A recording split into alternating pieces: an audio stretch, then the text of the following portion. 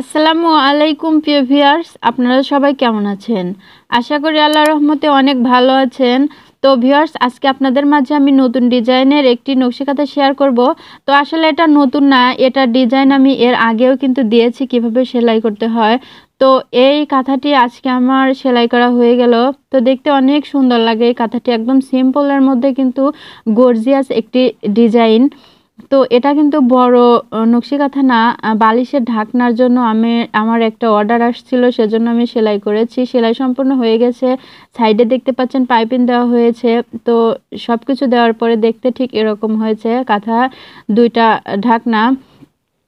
তো আপনাদের কাছে আসলে কেমন লাগে অবশ্যই আমাকে জানাবেন। আর এই সেলাই যদি শিখতে চান, আমি কিন্তু এই সেলাই ভিডিও এর আগে আমি দিয়েছি। তারপরে যদি শিখতে চান অবশ্যই কমেন্ট বক্সে জানাবেন।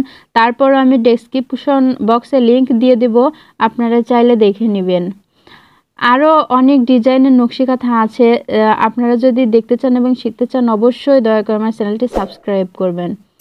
তো ভিউয়ার্স, এই কাঁথাটা আপনাদের কাছে আসলে কেমন লাগছে? আসলে একদম সিম্পল, যে কোনো মানুষই এই কাঁথাটি সেলাই করতে পারবে।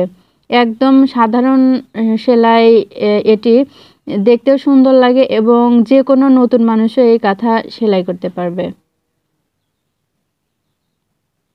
দেখতেই পাচ্ছেন 4 পাতা আমি এর আগে দেখিয়েছিলাম। যারা 4 পাতা সেলাই করতে পারে তারা তো দেখলেই এই সেলাইটা পারবেন।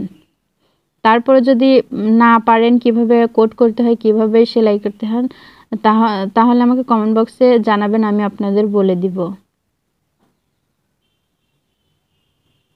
এই দুইটা বালিশের ঢাকনা 300 টাকা আমি শুধু সেলাই করার জন্য নিয়েছিলাম। তো ভিউয়ার্স, আপনাদের যদি কোনো প্রশ্ন থাকে অবশ্যই জানাবেন। তো ভিউয়ার্স, আজকে এ পর্যন্তই। আপনারা সবাই ভালো থাকবেন, সুস্থ থাকবেন।